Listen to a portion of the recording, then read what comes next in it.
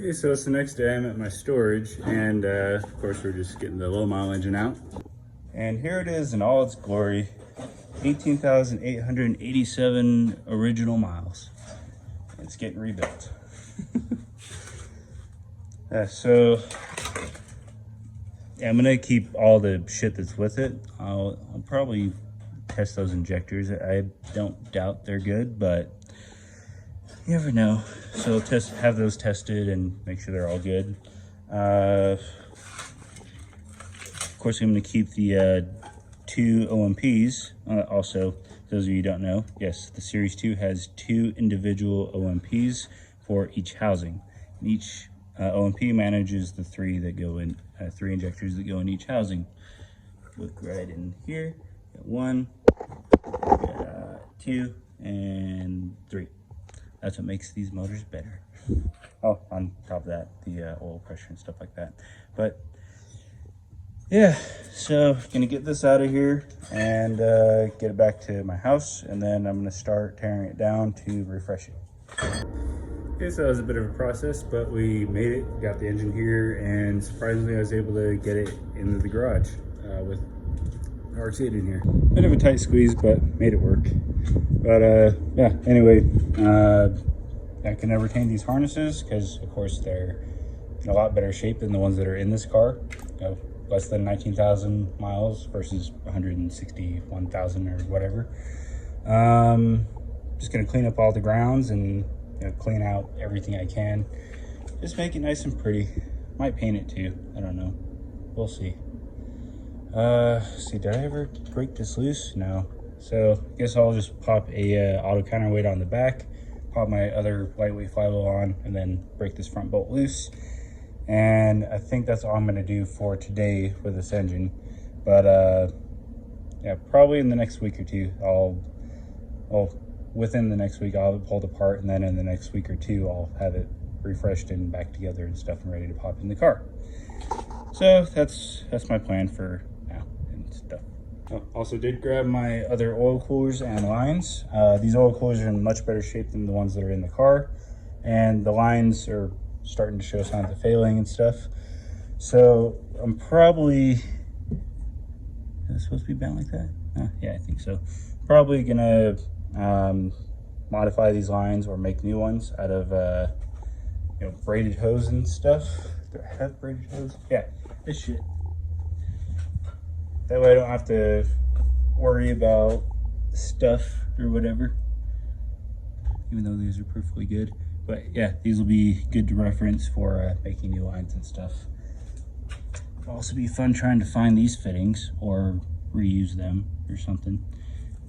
I don't know. I'll see what I can do about that. But worst case scenario, I just pop these in as is because they're still good. Yeah. Okay, so just about ready to pull this low mile sub 19,000 original mile Series 2 RX-8 engine apart.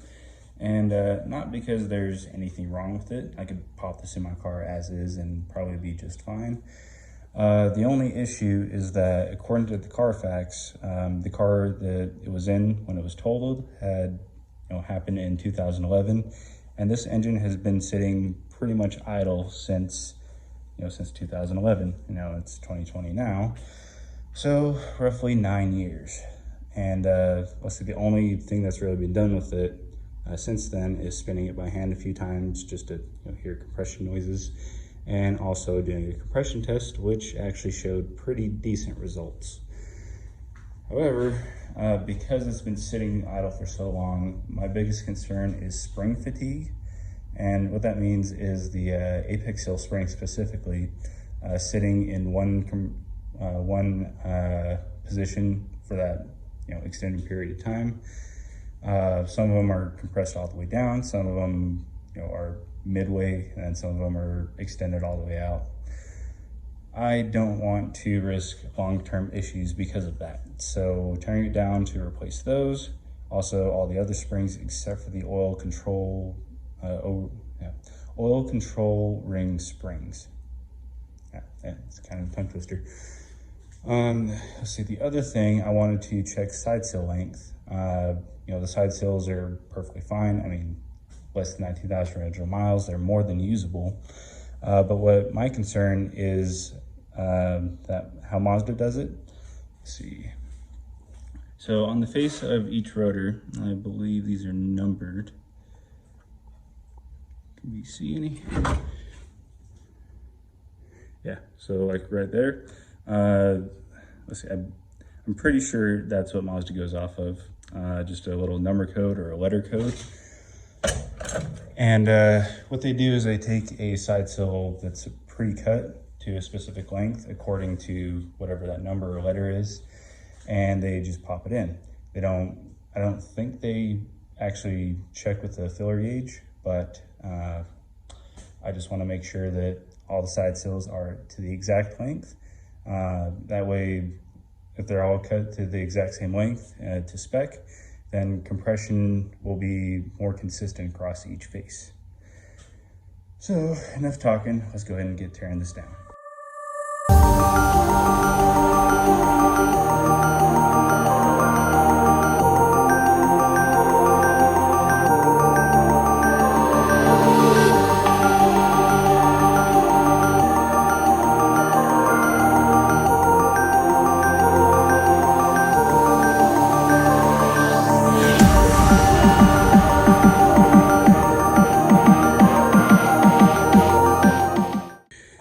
She's all torn down now, and unsurprisingly, everything looks great. But let's go ahead and take a look. So, most importantly, housings. I mean, sub 19,000 original miles. They better look damn near new. And of course, on the edges, they're a little bit more chromed out. That might suggest a little bit more fuel washing. So, let's see. Then the compression side, it's wonderful. No flaking anywhere. Just what I like to see.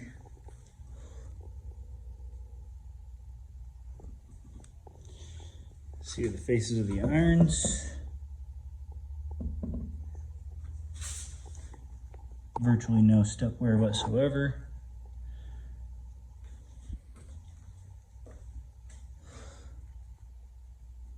I mean, you could feel it a little, but like it's so minuscule, it's not even worth mentioning. Now on the bearings, so I have no doubts in my mind that this entire engine's life has been used with 5W20. So there is a tiny little bit of copper there, but I think this bearing will be okay. I have some other stat gears I can use if I really need to. Let's take a look at this bearing. Oh yeah, let's wipe that out. Okay, so let's go ahead and take a look.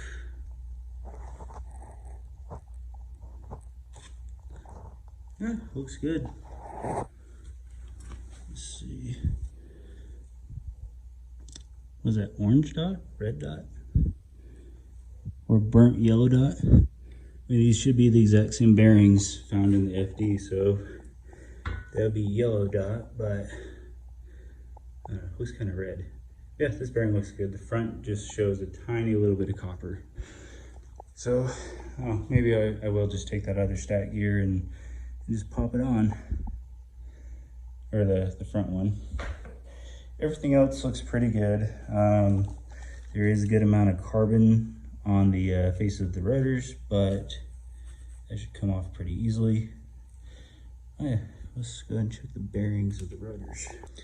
Okay, so this is a front rotor. Looks like a green dot, which would be found in automatic. So it looks like there's some mismatching going on. The bearing itself looks fine. And then we got this one, which is of course the rear. Also a green dot. So these are more suited for an automatic. Well, actually, that's exactly what they're meant for. They're found in the automatic FDs, Cosmos, all JC Cosmos, because they're all automatic. Let's see, and all automatic RX-8s. So that's interesting. I don't know how to tell the difference between an auto and a manual 6-port, 6-speed, or high power U-shaft. But yeah, it does look like there's some mismatching going on. Yeah, I think the bearings are okay to use, and I might just swap out that stack gear. Apex hills, I gotta measure, make sure they're, of course, new height, but I don't really see any reason not to reuse them with new springs, being how low miles they are. I did manage to lose one of the corner sills. I got all the plugs, just not all the corner sills. Fell out somewhere and I don't know where. And I'm probably gonna find it by stepping on it. Worst case scenario, I'll just order a brand new one. Oh well. But yeah, this looks good to refresh and rebuild. Oh yeah. Oh yeah, looks like starting to build up some carbon in that exhaust port. I'm gonna guess that in the other engine, the whole top right here is just flat and built up with carbon on that entire shelf. That's what I'm expecting that engine, but until we tear that down, there's that. Another thing I thought you guys might be interested to see is the oil pressure regulator setup. So this is different from all previous rotary engines. Everything is managed right here. So where the rear pressure regulator would go, it's right in here. And then you have the pump itself, which is right there, which is normal, but yeah. And then the front regulator is integrated in here as well, of course, because it's on the front. So rear, front, and the pump all in one unit. So now I gotta clean up and get everything organized and get everything all in one spot so everything goes back where it needs to go. So I gotta mark the bags for the sills so that you go back with the same housings. Other than that, I think I am done for the night. So that's it for this video, and hope you enjoyed this stuff. And yeah, we'll do more stuff in the next one. See ya.